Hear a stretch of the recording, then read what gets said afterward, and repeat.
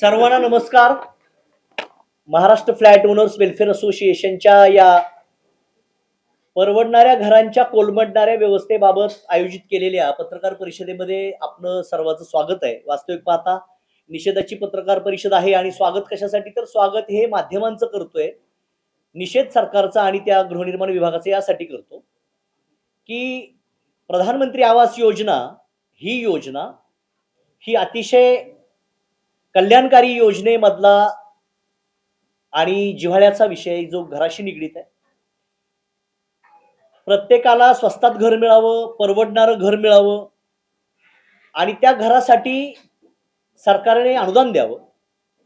केंद्र शासनाचे 1.5 लाख रुपये आणि राज्य शासनाचे 1 लाख रुपये असं 2.5 लाख रुपयाचं अनुदानाची सबसिडी प्रधानमंत्री आवास योजनेच्या माध्यमातून त्या योजनेतून दिली जाते.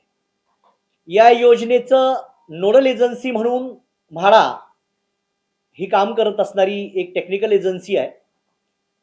म्हाडा ही बाजारातल्या इतर बिल्डरच्या तुलनेत स्वस्तात घर देणारी एक विश्वसनीय सरकारी संस्था आहे. म्हाडा ही स्वतः घर देते, मात्र या योजनेमध्ये मधला जो व्हॉल्यूम आहे तो लाभार्थ्यांचा व्हॉल्यूम आणि घर खरेदीदारांचा, फ्लॅट खरेदीदारांचा व्हॉल्यूम हा मोठा असल्यामुळं म्हाडाला त्यांची तेवढी स्ट्रेंथ नसल्यामुळं प्रायव्हेट पार्टनरशिप प्रोजेक्टमधून बिल्डरकडून प्रपोजल मागवले जातात आणि ज्याच्याकडे स्वतःची जमीन आहे किंवा ज्यांनी जमीन उपलब्ध करू शकतो आणि त्या निर्धारित रकमेमध्ये परवडणाऱ्या घरांची जी निर्धारित रक्कम ठरवलेली आहे इकॉनॉमिक वीकर सेक्शनसाठी, त्या निर्धारित रकमेमध्ये जे घर देऊ शकतात त्यामध्ये 2.5 लाख रुपयाचं सबसिडी आणि परवडणाऱ्या घराच्या योजनेच्या निर्धारित चौकटीमधली घराची किंमत या दोघांचा मेळ घालून इकॉनॉमिक वीकर सेक्शनला गरिबांना परवडणारी घरं देण्याची केंद्र शासनाची, राज्य शासनाची संयुक्त योजना आहे. मात्र या योजनेची अंमलबजावणी करताना काही गंभीर बाबी आणि काही गंभीर अनियमितता या झाल्याचं प्रकर्षाने जाणवलं आणि महाराष्ट्र फ्लॅट ओनर्स वेलफेअर असोसिएशनकडे शेकडो लोकांच्या लेखी तक्रारी, पाठपुरावा, त्यांचं फार तळमळीनं येऊन सांगणं, बोलणं हे झाल्यानंतर काही प्रकरणामध्ये आम्ही आढावा घेतला, माहिती घेतली, कागदपत्र पडताळली, तपासली आणि त्या संबंधित एजन्सीजना, संबंधित बिल्डरना आम्ही पत्रव्यवहार करून हा प्रश्न सौहार्दपूर्ण सोडवा आणि मध्यस्थीच्या मार्गाने काउन्सिलिंग करून सोडवता येईल का यासाठी प्रयत्नही केला. मात्र सरकारी एजन्सीचे सुद्धा आदेश आहेत ते केराच्या टोपलीत टाकणारे, उद्दामपणाने वागणारे जे काही बिल्डर आहेत, तर त्यांनी सरसकट अशा योजनेचा दुरुपयोग आणि या नावाचा दुरुपयोग केला. वास्तविक पाहता म्हाडा ही नोडल एजन्सी आहे. म्हाडा ही या प्रकल्पामधली प्रधानमंत्री आवास योजनेमध्ये म्हाडा स्वतः इनिशिएटिव्ह घेत नाही. म्हाडा नोडल एजन्सी काम करते. केंद्र सरकारची रक्कम आणि राज्य सरकारची रक्कम आणि यावर सगळ्यावरती एक सेंट्रल प्लॅटफॉर्म तयार करून म्हाडा हे टेक्निकली प्लॅनिंग ऑथॉरिटी म्हणून काम करते. मात्र आपल्या समोर जो आजचा विषय आहे, चड्डा रेसिडेन्सी वांगणीमध्ये एक प्रकल्प लॉन्च केला गेला 2021-22च्या वर्षामध्ये. डिंपल चड्डा नावाचे बिल्डर आहेत, त्यांनी लॉटरी काढली म्हाडाकडे प्रपोजल देऊन PMAY योजनेमधून आणि त्यांनी सांगितलं की 132-33 इमारतीचा मोठी टाउनशिप वांगणीमध्ये तयार करू. वास्तविक पाहता तो जो प्रकल्पाचा भूभाग आहे तो अतिशय दुर्गम भागात आहे आणि काय होतं की मला 2 लाखात जर सुंदरबनातल्या जंगलात वाघाच्या बाजूला जर घर दिलं तर तिथं मला राहणे योग्य आहे का? नाही. परवडणारं घर म्हणजे कुठं असावं? घर 200 रुपयात आणि जायला 2 लाख रुपये खर्च जर अंटार्क्टिका बेटावरच्या समुद्रात दिलं तर ते परवडणारं नाही होणार ना. परवडणारं घर असलं तरी ते ऍक्सेसेबल पाहिजे आणि ह्यामध्ये असं झालं की परवडणारी घराची ही जी संज्ञा आणि व्याख्या तशीच ठेवली गेली, मात्र त्या किमतीमध्ये त्या चौकटीत बसून दुर्गम भागामध्ये जिथं गोगलगाय सुद्धा सरपटत जाऊ शकत नाही, कीटककृमी जाऊ शकत नाही, अशा ठिकाणी कुठल्याही वाहनाची सोय नाही, रस्ता उपलब्ध नाही, अशा ठिकाणी जमीन घ्यायची आणि परवडणाऱ्या घराच्या नावाने प्रकल्प, एखादी जमीन घेऊन ते जमीन तर स्वतःच्याच नावावर असते, त्या जमिनीचं एलिजिबिलिटी दाखवायची, प्रोजेक्ट मोठा दाखवायचा, म्हाडाच्या नावाचा सिम्बॉल वापरायचा. वास्तविक पाहता म्हाडा ही नोडल एजन्सी आहे, पण असं आभास तयार करायचा की ते म्हाडाचा जणू काही प्रकल्प आहे. लॉटरी आणि म्हाडा म्हटलं की लोकांना असं वाटतं की हे लॉटरीचं म्हाडाचं घर आहे. अनेकांना ह्या संज्ञा स्पष्ट होत नाही, म्हणून गैरसमजातून अनेक लोकांनी ही योजना ही म्हाडाची योजना आहे, गृहनिर्माण विभागाची महाराष्ट्र शासनाची योजना आहे, असा आभास आणि गैरसमजातून लोकांनी लॉटरी 5,000-5,000 रुपयेचं लॉग इन करून लॉटरी भरली. लॉटरीमध्ये सोडत काढली गेली. सोडतच्या नंतर कर्जाच्या प्रकरण दिली. प्रत्येकाचं सिबिल नीट केलं. सिबिल नीट नसेल तर त्याला ते पैसे भरून सिबिल नीट केलं. जुने कोणाचे कर्ज असतील ते भरले. आर्थिक भुर्दंड भरला आणि सिबिल नीट केलं. सिबिल नीट करून कर्जासाठी खेटे मारले. कर्ज मंजूर झालं. डाऊन पेमेंट दिलं बचतीतनं. आपल्या आयुष्यातली जी काही थोडी मोठी जमापुंजी होती ती बचतीतून कर्ज डाऊन पेमेंट भरलं. कर्ज काढलं पगारावर, सॅलरी सर्टिफिकेटवर, सरकारी किंवा खाजगी नोकरीच्या. ते कर्जाचे हप्ते आम्ही भरतोय. हा विषय चाललेला आहे. चड्डा रेसिडेन्सी वांगणी, डिंपल चड्डा नावाचे डेव्हलपर आहेत, बिल्डर आहेत. यांच्यावर पूर्वीही अशा पद्धतीचे हाऊसिंग स्कॅमचे आरोप पूर्वी झालेले आहेत. आज त्या चड्डा रेसिडेन्सीच्या या प्रकल्पाचा आणि गृहनिर्माण विभागाच्या परवडणाऱ्या घरांच्या कोलमडलेल्या व्यवस्थेचा निषेध आम्ही सगळे फ्लॅट खरेदीदार करत आहोत. या विभागाकडे हा सगळा ढिसाळ कारभार आहे. हे मोठ्या मोठ्या लोकांची नावं हा चड्डा डेव्हलपर घेतो आणि सरळ सरळ सगट गरिबांच्या माना मुरगळण्याचं काम या चड्डा डेव्हलपरच्या आणि बिल्डरच्या माध्यमातून सुरू आहे की काय, अशी शंका करणे इतपत आम्ही निष्कर्षावर पोहोचतोय. याच्यामध्ये मार्च अखेर घराचा ताबा देण्याचं वचन दिलेलं असताना 133 इमारतीचा टाउनशिप मोठी होती. टाउनशिप तयार झाल्यानंतर तिथं वेगवेगळ्या अम्युनिटीज येतील, नागरी सुविधा येतील, रस्ते, गटारी, इतर हॉल असतील, सांस्कृतिक भवन असतील, प्लेग्राऊंड असतील किंवा इतर मानवी जीवनाला आवश्यक असणाऱ्या शाळा, क्रीडांगण, हे सगळं राहील असं अपेक्षा धरून लोकांनी तिथं हाऊसिंगसाठी फ्लॅटची गुंतवणूक केली. मात्र ताबा देण्याची मुदत संपून सुद्धा घराचा पाया देखील रचला गेला नाही आणि कर्जाचे हप्ते मात्र सरसगट वित्तीय संस्था घेत आहेत. यामध्ये म्हाडा, गृहनिर्माण विभाग, संबंधित डेव्हलपर आणि संबंधित बँकेचे फायनान्स देणारे जे काही ते टेक्निकल एक्सपर्ट आहेत, आर्किटेक्टनी ज्यांनी प्रमाणपत्र दिलं, कारण टप्प्याटप्प्याने जशी बिल्डिंग उभा राहते तशा टप्प्याटप्प्याने ते पैसे कर्जाचे दिले गेले पाहिजेत. मात्र इमारतीचा पायाचा पत्ता नाही. मात्र वित्तीय संस्थांनी हे कर्ज दिले. हाऊसिंग स्कॅम बरोबर हा बँकिंग लोन फ्रॉड आहे. यामुळं तात्काळ गृहनिर्माण मंत्री एकनाथ शिंदे साहेबांना आमचं या आपल्या पत्रकार परिषदेच्या माध्यमातून आणि आपल्या सर्व पत्रकारांच्या आणि माध्यमांच्या माध्यमातून आम्ही विनंती करतो की अतिशय गरीब कुटुंबातील, विकर सेक्शन मधील हे कुटुंब आहेत. परवडणाऱ्या घराच्या आणि म्हाडाच्या आणि गृहनिर्माण विभागाच्या महाराष्ट्र शासनाच्या नावावर विश्वास ठेवून अनेकांनी, हजारो कुटुंबांनी याच्यामध्ये पैसे गुंतवलेले आहेत. प्रत्यक्षात वस्तुस्थिती जर पाहिली तर 2-4 थडगी 2 वर्षापूर्वी, 1.5 वर्षापूर्वी जी बांधून ठेवलेली आहे त्याच्यावर शेवाळं गवत आलं. मात्र सध्या त्याच्यात कसलीही प्रगती नाही. सुरुवातीला ज्या वेळेला ह्या प्रकल्पाची जाहिरात करायची होती त्यावेळेला जसं काय आता रशियाच्या आणि जपानचं युद्ध सुरू झालंय, एवढ्या ताकदीनं मशिनरी वगैरे डेमो दाखवला, इतके फास्ट कामगार फिरत होते, इतक्या मशिनरी फिरत होते, हे सगळं जाहिरातीत, व्हिडिओमध्ये, डेमोमध्ये दाखवलं, जेणेकरून लोकांना असं वाटलं की आता हे 2च महिन्यात घर मिळतं की काय, आणि मी नाही लॉटरी भरली तर मी राहतो की काय, असा इनसेक्युरिटीचा आणि लोकांच्या मनात असा भाव तयार झाला.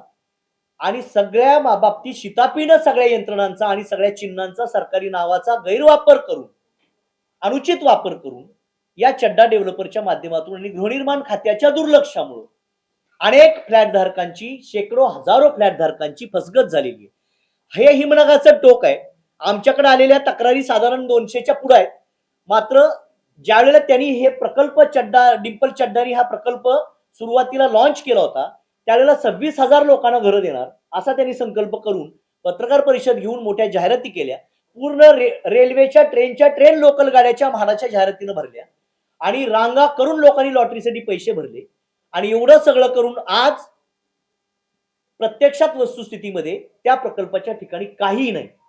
आणि ट्रान्सपरंटली काय प्रोजेक्ट आहे, किती तयार झालंय, अनुदानाची किती रक्कम गेलेली आहे, त्याच्यातली जी थर्ड पार्टी टेक्निकल एजन्सी आहे त्या एजन्सीनी अशी कसलीही पडताळणी केली की नाही, या बाबतीत पारदर्शीपणाने फ्लॅट खरेदीदारांना ना सरकारी विभाग ना डेव्हलपर हे कोणीही कसल्याही प्रकारे याच्या बाबत कुठलीही माहिती पारदर्शीपणाने द्यायला तयार नाही.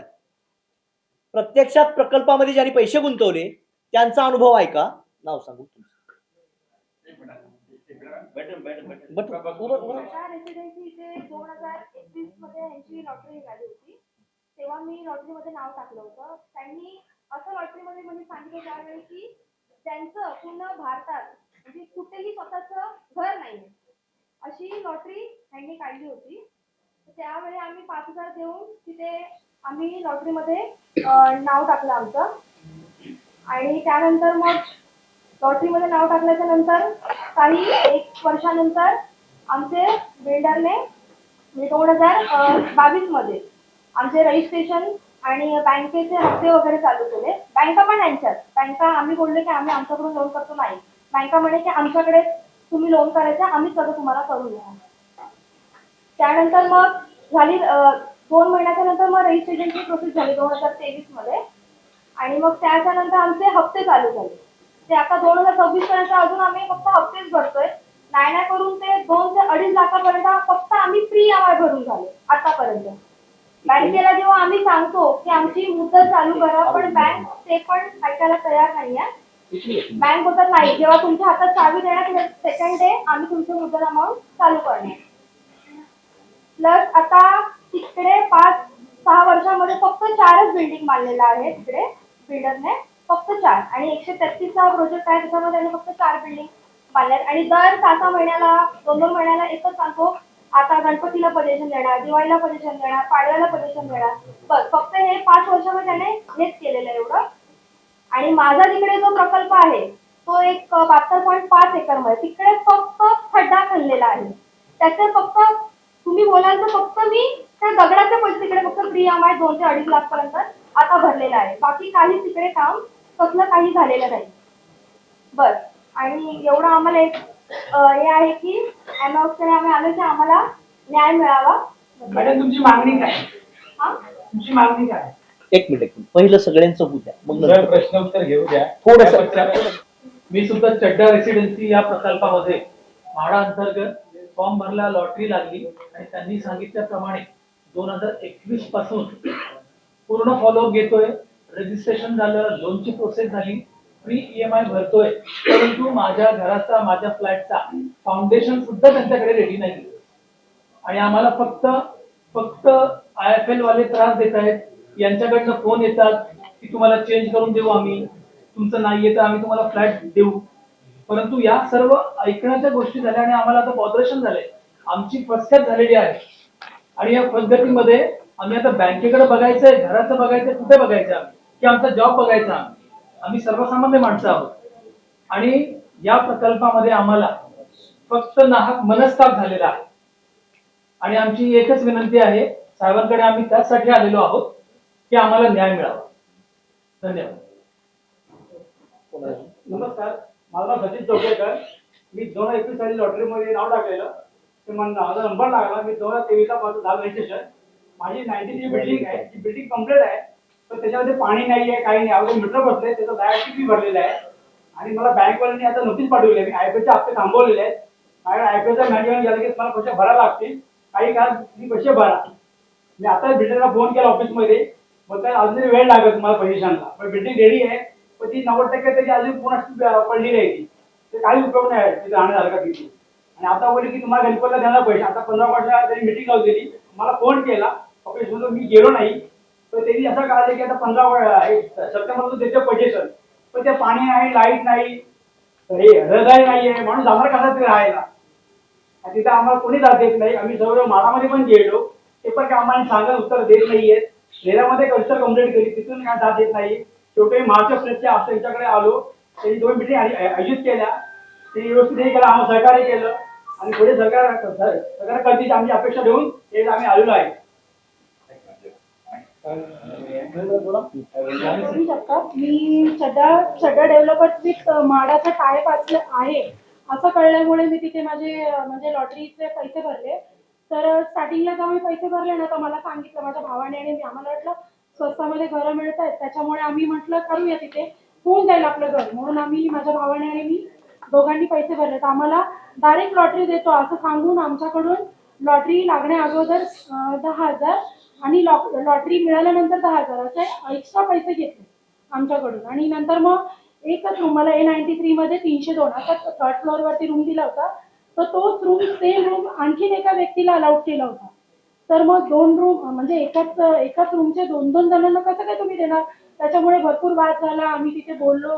तर आम्हाला तिथे समजवलं, म्हणजे त्यांचे जे मॅनेजर आहेत मोरे साहेब म्हणून, त्यांनी समजवलं की नाही नाही ते असं होतं, एवढा मोठा प्रकल्प आहे, थोडासा गोंधळ होता, तुम्ही समजून घ्या. असं करून आम्हाला समजावून ना त्यांनी मला म्हटले तुम्हाला चांगला व्ह्यू असलेला दुसरा रूम देतो. पुन्हा त्यांनी मला 107 मध्ये माझ्या भावाने ऑन द स्पॉट तो फ्लॅट कॅन्सल केला नको मला म्हणून. पण मला समजवल्यामुळे मला घराची गरज होती. तर मी म्हटलं की ठीक आहे की आता काम चालू आहे एवढ्या जोराने तर मिळेल. मग त्याच्यामुळे मी काही कॅन्सल केलं नाही. मी म्हटलं राहू दे, मिळेल मला ते पुढे. पण आता मी 3,50,000पर्यंत सेल्फ पेमेंट केलेलं आहे. तरी पण अजून माझं रजिस्ट्रेशन नाहीये किंवा कामाचंही काहीच नाही, तिथे काहीच झालेलं नाहीये. फक्त एवढंच सांगतायत की ह्या महिन्यात मिळेल त्या महिन्यात मिळेल असं करत करत 2021 पासून आता 2026 आले, पण अजून आम्हाला पजेशनचंही काहीच नाही आणि रजिस्ट्रेशनही झालेलं नाही. माझं नाव नामदेव भागोजी लाने. मी सप्टेंबरमध्ये ह्याच महिन्यामध्ये गेल्या 2021 साली सप्टेंबरमध्ये माटुंगा रेल्वे स्टेशनवरती त्यांचं माटुंगा रेल्वे शॉप आहे, रेल्वे वर्कशॉप आहे, तिथे त्यांची ॲड बघितली होती की मुंबईमध्ये स्वस्त आणि मस्त घरे 5,61,000 याची मी ॲड बघितली. मी लगेच त्यांना कॉन्टॅक्ट वगैरे केलं. तर माझं सुनील मोरेशी कॉन्टॅक्ट झालं. त्यांनी आम्हाला काही तारीख आमच्या ते गेलो तर ऑनलाईनवर आम्ही रजिस्ट्रेशन फी 5,000 रुपये होती, ते आम्ही भरलं होतं. मग नंतर माझा नंबर पण लागला.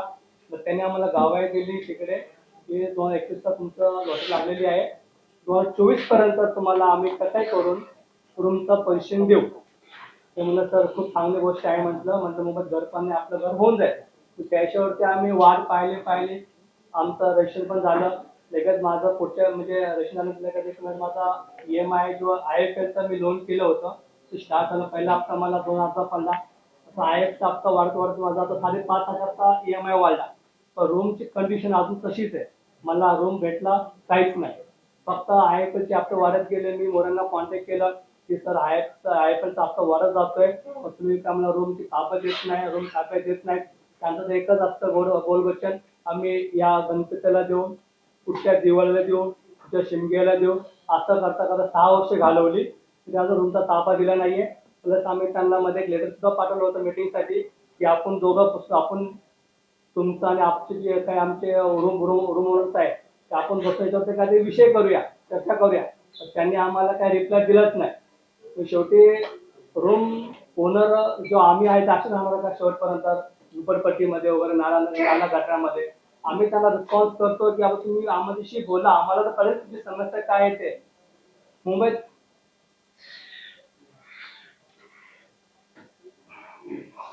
सगळ्यांना वाटतं की मुंबईत हक्काचं घर हवंय, पण हा हलकट माणूस बसला चड्डा डेव्हलपर वाला फक्त बोलपुषण करतो की आम्ही ते होतो, पण आम्हाला अजून रूम नाही केलं त्याच्याकडून.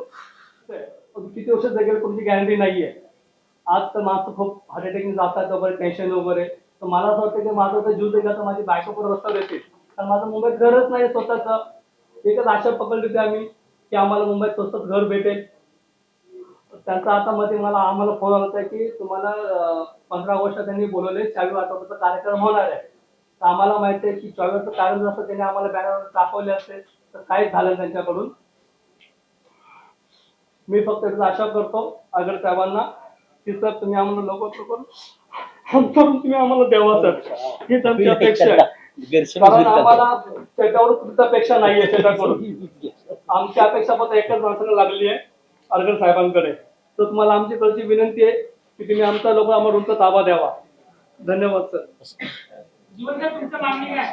आमची मागणी ही आहे, परवडणाऱ्या घरांची जी योजना आहे त्याच्यामध्ये सबसिडी ही फक्त 2.5 लाखाची आहे आणि उरलेली रक्कम, घराचं जे काही उरलेली किंमत आहे ती लाभार्थीनी स्वतः द्यायची. आणि जर व्याजच 5 लाख झालं तर त्या सबसिडी नलिफाय झाली ना. व्याजाची किंमत जास्त आणि सबसिडीची किंमत कमी झाल्यानंतर परवडणारं घर नव्हे तर ओरबडणारं घर होईल ते. तर ते ओरबडणाऱ्या घराची योजना आहे का परवडणाऱ्या घराची योजना आहे हे गृहनिर्माण विभागाला विचारलं पाहिजे. आणि आमचं एकच मत आहे की म्हाडा आणि टेक्निकल एजन्सी आणि बँक यांची संयुक्त बैठक घेऊन हाऊसिंग मिनिस्टर एकनाथ शिंदे साहेबांनी या विभागाकडे प्रत्यक्षात पटपट लक्ष देऊन हे सगळं सोडवलं पाहिजे. कारण ते मुख्यमंत्री असतानाच्या काळातच त्यांनी ही योजना सुरू केलेली आहे. ते एकनाथ शिंदे साहेबांचं नाव घेऊनच हा चड्डा डेव्हलपर महाराष्ट्रात आलाय. हे पूर्वी तिकडे नॉर्थमध्ये कुठेतरी काहीतरी स्कॅम करून पण आल्याची माहिती आहे. मात्र आमचं मत एवढंच आहे की जे कमिटमेंट केलेली आहे ही कमिटमेंट ही याला नोडल एजन्सी म्हाडा आणि housing department of state of Maharashtra, government of महाराष्ट्राचं हाऊसिंग डिपार्टमेंटनी जबाबदारी घ्यायची. कारण लोकांनी म्हाडा आणि सरकारी घर यावर विश्वास ठेवून पैसे भरलेले, हे काय खाजगी डेव्हलपरकडे दिलेले नाही. त्यामुळे नाव म्हाडाचं आणि फास मात्र चड्डाचा अशा पद्धतीनं गैरसमजात हे सगळे फसगत झालेले लोक आहेत. त्यामुळे एक तर इथून पुढे म्हाडानी अशा पद्धतीचं स्वतःचं लोगो वापरण्याची परवानगी कुठल्याही खाजगी डेव्हलपरला देऊ नये ही एक मागणी त्यातून फसगत होते. तुम्ही टेक्निकली खाली एखादं ओळ लिहा, नोडल एजन्सी म्हाडा आणि PMAYचे अप्रूव्ड प्रोजेक्ट, जसं रेरा रजिस्ट्रेशन लिहितात तसं म्हाडाचा सिम्बॉल वापरू नका, त्यातून लोकांचा गैरसमज होतो. एवढंच माझं मत आहे. आम्ही या बाबतीत CBI कडे तक्रारी करणार आहोत. आम्हाला अपेक्षा आहे, आम्हाला फौजदारी तक्रारी इतर तक्रारीपेक्षा या फ्लॅट खरेदीदारांना घर कसं मिळेल आणि यासाठी गृहनिर्माण विभाग नेमकी काय आता सोयीची आणि पर्यायी योजना किंवा पर्यायी व्यवस्था करतं हे आमच्या दृष्टीनं आशेच आहे. बाकी ते कुणी एखादा माणूस जेलमध्ये गेला काय आणि फासावर गेला काय ह्यांना न्याय मिळणार नाही त्यातून. कारण ह्या लोकांचं असं आहे की 100 कोटीचा फ्रॉड करायचा, जेलमध्ये जायचं आणि सांगायचं जेलमध्ये 100 कोटी रुपये 2 वर्षात कमवून बाहेर आला. या लोकांचं जे नुकसान होतं त्याला जबाबदार कोण? हाऊसिंग डिपार्टमेंटनी या लोकांचं पुनर्वसन आणि न्याय देण्यासाठी तात्काळ एक बैठक आयोजित करावी आणि तात्काळ यांना न्याय देण्यासाठी प्रयत्न करावा ही एकच माफक अपेक्षा आमची सरकारकडून आहे. टिटवाळावाले या. Maharashtra flat owners welfare association ने ये मुद्दा आज हाथ में अपने इसीलिए लिया है क्योंकि ये मुद्दा PMAY EWS स्कीम के अंडर जिन्होंने अपने सपनों का घर बुक किया था वो आज अपने सपनों के घर के लिए बहुत इंतजार कर रहे हैं. यहाँ पे डिले सिर्फ प्रोजेक्ट बनने का नहीं है, पोजेशन देने का नहीं है, क्वेश्चन है misuse of funds given by the union and the state under the very scheme of Prime Minister having a vision to give, सबको वो देना चाहते कि सबका हक का घर हो. इस प्रोजेक्ट के अंदर इस तरह के इश्यूज आए हैं और ये इश्यूज हमने आइडेंटिफाई किए हैं. एक इशू हमने देखा चड्डा डेवलपर का जहाँ पे लोग EMI भर रहे हैं बट वहाँ पे डेवलपमेंट कुछ भी नहीं है. दूसरा इशू है टिटवाला रुस्तगी आरम जहाँ पे डेवलपमेंट तो हुआ है लेकिन जो सब्सिडी अमाउंट है उसका मिसयूज किया गया है और वो सब्सिडी अमाउंट का बेनिफिट स्टेट और यूनियन से लेने के बावजूद जो बायर्स हैं, जो परचेसर्स हैं, उनसे भी डेवलपर ने लिए हैं और वो डिमांड कर रहे हैं. मैं चाहूंगी कि रुस्तगी आरम के जो टिटवाला के हमारे बायर्स हैं वो आपको इस बारे में बताएं. मोठ्याने बोलू. माझं नाव अमित जोगळेकर. 2023 मध्ये रुस्तगीमध्ये मी फ्लॅट बुक केला. मला 16,18,000ला तो फ्लॅट पडला. पण म्हाडाने आणि बिल्डरचा एक MOU झाला. त्यामध्ये धडधडीत लिहिलेले आहे की 16,68,000ला फ्लॅट विकला पाहिजे. त्यामधले 2-2.5 लाख रुपये PMYचे म्हणजे महाराष्ट्र स्टेट गव्हर्नमेंट आणि राज्य सरकार हे त्याला 2.5 लाख रुपये देणार. त्यात ते वगळून 68 मधून 2.5 लाख वगळून मला 14-18ला हा फ्लॅट पडला पाहिजे. पण त्यांना माझ्याशी जे ॲग्रीमेंट बनवलं त्यामध्ये 16-18ला ॲग्रीमेंट बनवलं तर त्यात माझ्याकडून त्यांनी 2 लाख रुपये एक्स्ट्रा घेतले, ते डेव्हलपमेंट चार्ज म्हणून घेतले, जो की तो घेऊ शकत नाही कारण की EWSच्या स्टेटमेंटमध्ये आम्ही पडतो. 14च्या ऐवजी 14-18च्या ऐवजी 16-18 माझ्याकडून त्यांनी घेतली. दुसरी गोष्ट, त्यांनी 2023 पासून आम्हाला पेनल्टी मारली की आमच्याकडून काही पेमेंट लेट झालं. पण आमच्याकडून जेव्हा पहिलं पेमेंट मागे गेलं तर 2023ला, त्यानंतर 2 महिन्यात 1 महिन्यात किंवा 6 महिन्यात मला कळवायला पाहिजे होतं की तुझं पेमेंट लेट झालंय, तर मी पुढचे पेमेंट त्यांना व्यवस्थित बँकेकडून दिले असते. त्यांनी ते काही न करता 2025 मध्ये नोटीस काढली आणि 16,000ची मला नोटीस पाठवली, 16,500ची नोटीस पाठवली की तुमचं लेट झाल्याबद्दल तुम्हाला 16,000 ची पेनल्टी पाठवतो. माझ्यासारख्या काही लोकांना 1 लाख 1.5 लाख अशी पण नोटीस आलेली आहे की तुम्ही पेनल्टी भरा म्हणून. मी पोझिशन अजून घेतले नाही, ओसी आलेली नाही, फुल ओसी, त्यामुळे मी अजून पोझिशन नाही घेतलंय. पण तो ओसी न आल्यामुळे बऱ्याच लोकांना अंडरटेकिंग लिहून घेतो की तुम्हाला फ्लॅटची गरज आहे, तुम्ही माझ्याकडे रिक्वेस्ट करताय म्हणून फ्लॅट तो देतोय त्यांना, आणि ते लोक राहायला पण गेलेत. पण आम्ही बरेचसे लोक असे आहेत की ज्यांनी आमच्याकडून फ्लॅट नाही घेतले. आम्ही त्याच्याकडे मागणी करतो की ओसी, फुल ओसी द्या, पाणी द्या KDMCचं, तेव्हा आम्ही येऊ, कारण त्याचं तिथं बोरिंगचं पाणी एवढंच. ये सब्सिडी अमाउंट की जो इन्होंने बात की है, वो सब्सिडी अमाउंट वाज अग्रीड, एक MOU एंटर हुआ था between MHADA end the developer.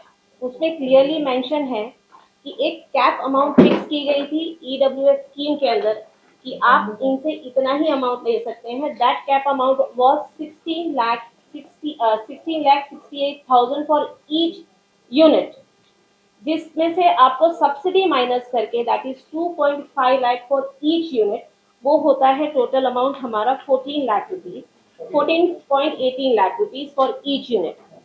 ये ना लेते हुए उन्होंने 16 lakh plus amount demand KIA.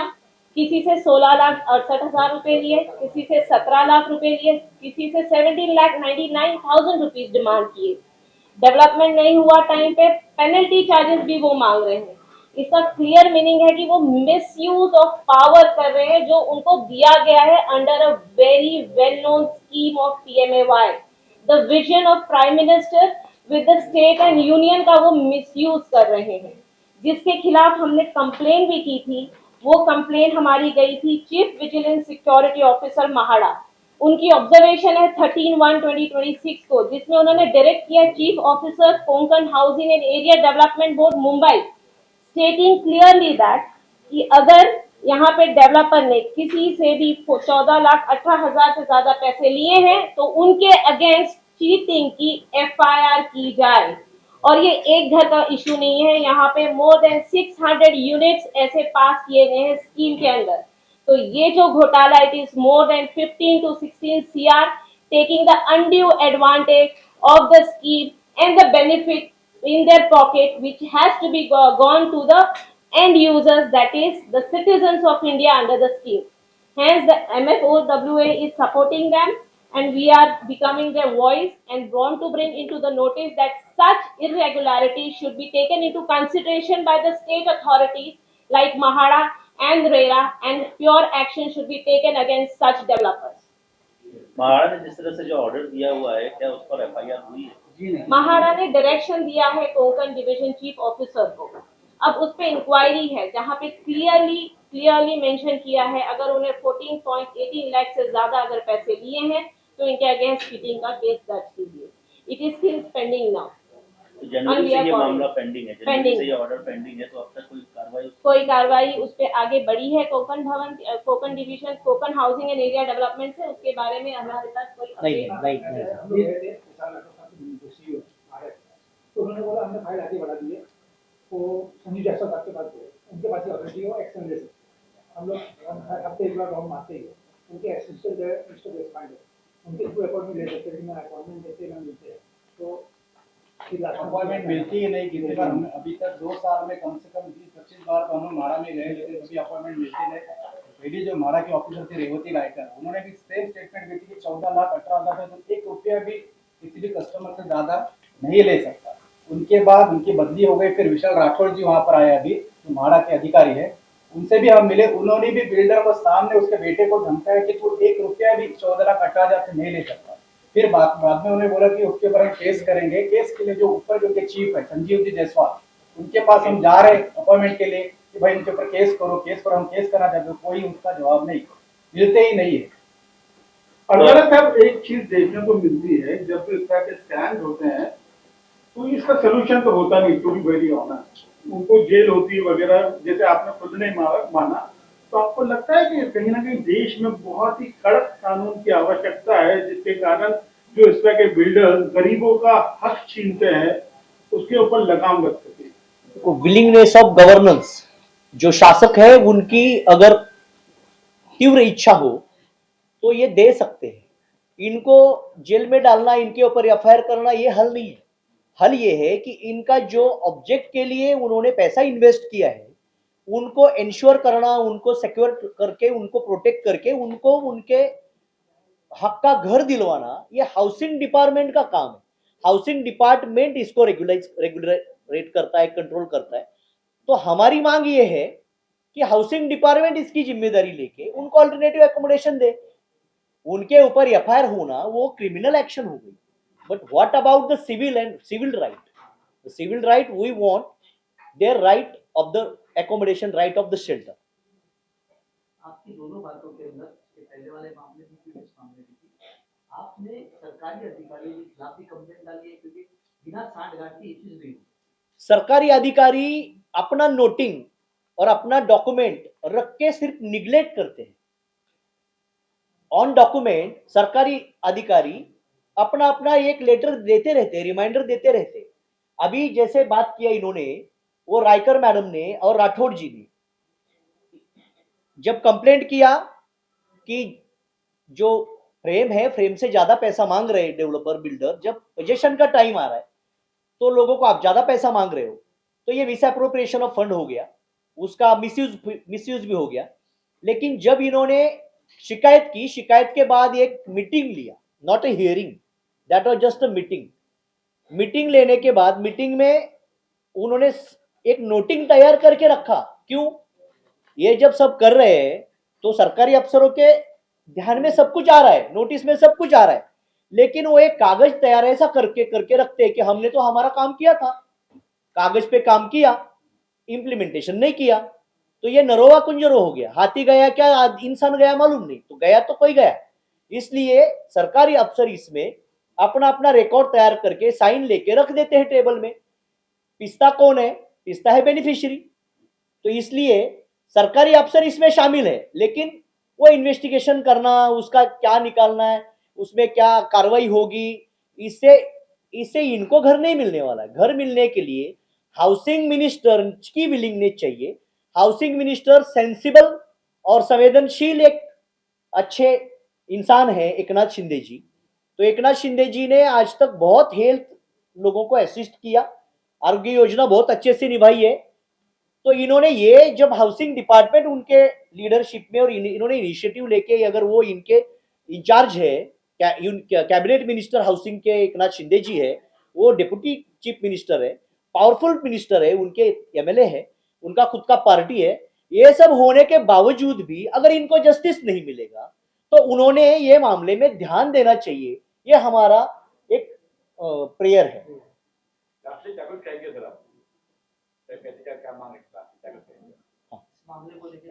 कैसे मिलेगा?